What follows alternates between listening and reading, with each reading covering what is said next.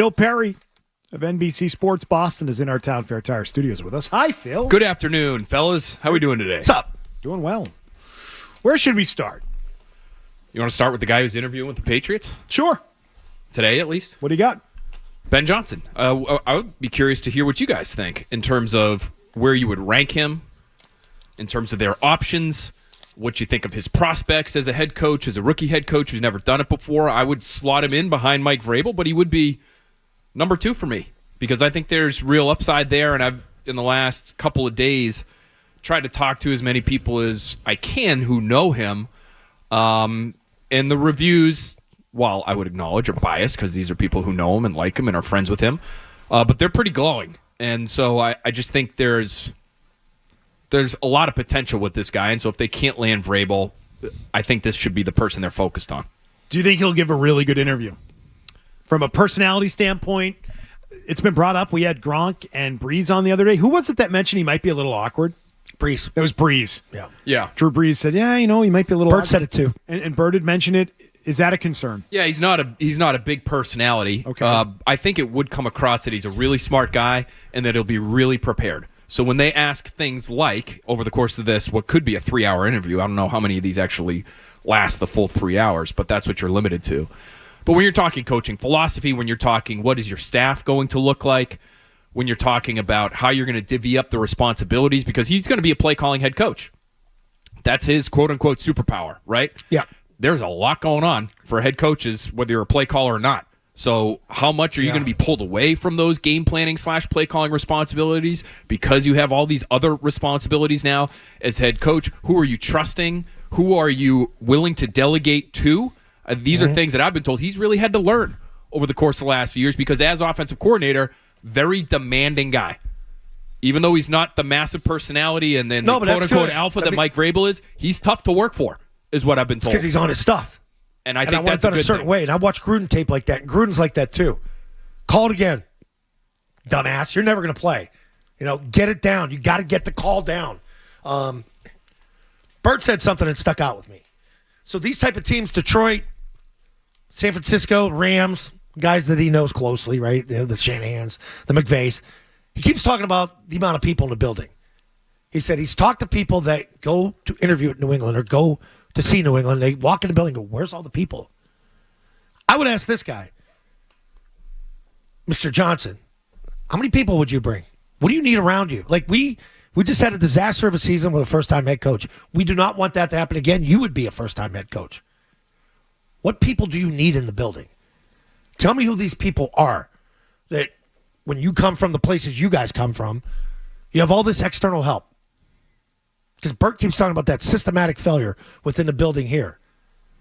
And there's nobody to back up another one. And it's just, I don't know where those people are. What are they? It's a great question. Analytics? It's a great question. I think it's the question for Ben Johnson is how are you going to manage your time? And it's tied to who are you bringing with you and how many people are you bringing with you? Because he said, I need help. To help handle everything that's involved with this job. Because he's not going to be that CEO head coach who's kind of bouncing around everywhere. He's going to have to really trust his guys to be able to handle their business.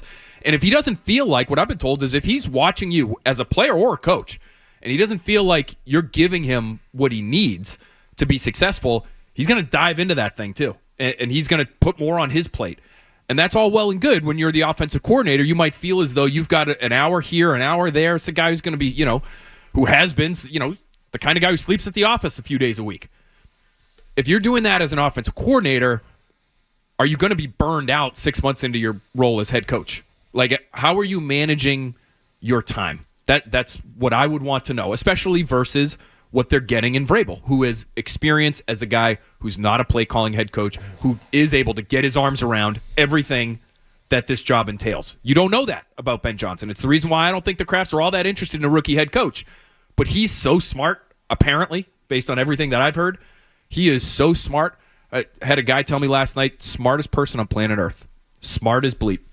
And a great freaking head coach. And he's demanding. I think the player relationships will be interesting to track. I think the relationship with the media will be interesting to track, especially in a big market, a market where there's a lot of scrutiny. I've had people tell me, Jacksonville might be the perfect fit for this guy. Oh, Right? I was going to say that. Just because it'll be no. it's different. And that's not to say he would fail here because because he's not necessarily as inclined as some others to handle this kind of market. Oh, I think thought he'd be that's what it was smart at the indicating. podium. I thought that, well, that I think was he an just indication that a big market is not for him. Well, I would just say all things being equal, because that part of how he'll handle the job is an unknown. You'd probably prefer to go to the place that has less pressure from the media and from the fans. Did someone say that unprompted, or were you asking about that? No, that's something that I'm curious about, is because I've heard the same things you guys have heard. Little introverted, the kind of guy who just wants to go into a room and spend all the time he can on a computer and draw up the best badass kind of game plan he can, and then You go to figure Jacksonville out his blind, play yeah. sheet. And Jacksonville, it's just going to be the questions are going to be different. The radio, the TV, the written, it's all different. And so, for a guy who does have some questions in that regard, that to me seems like a little bit better fit when it comes to that aspect. So this would be a play calling head coach, is what it would be, correct? That's my understanding. Yeah. Play calling head coach, buried in the play sheet head coach. That's what he would be. I don't know how I feel about that for a first-time head coach who has a lot of new things to be keeping an eye on. There's not many Andy Reeds, where you got a hell of a defensive coordinator in Spags there. But we've seen it recently, right? Whether it's McVay or O'Connell or Hey, you had Saleh. LaFleur, You had all these Saleh, guys are yeah. play calling head coaches. Salah was out in San Francisco. But was he a play caller when no, he was took a DC. over?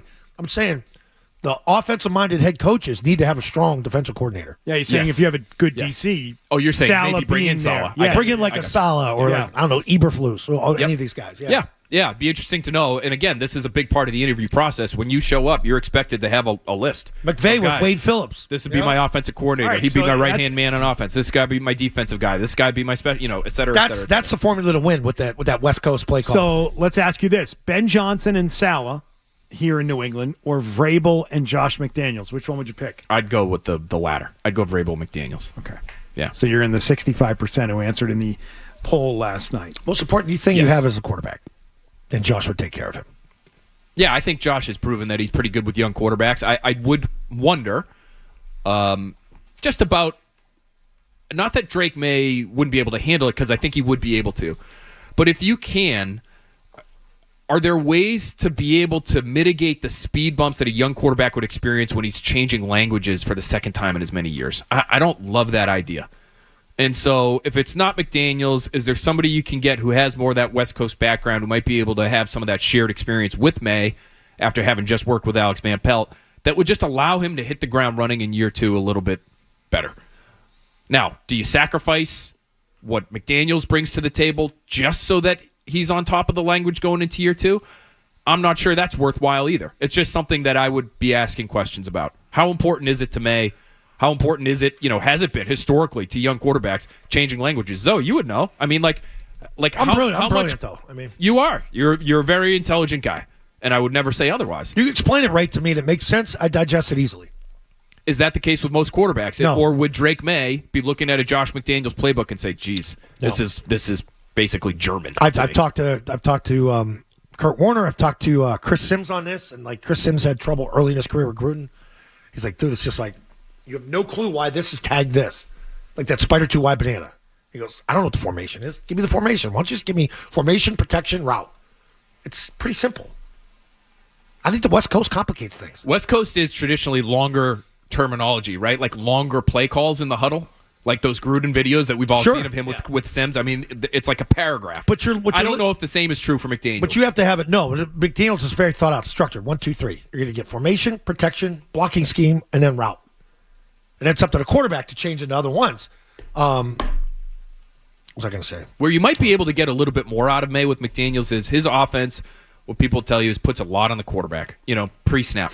And I think he can handle it. It feels like And he I can think handle he can everything. too. And so maybe you actually get an even better player because you're giving him the reins a little bit more with this style offense versus the West Give him Coast. some autonomy, yeah. Hey, if you like that clip, check out more videos from Zolak and Bertrand right here. For more Patriots analysis and opinion, hit this playlist.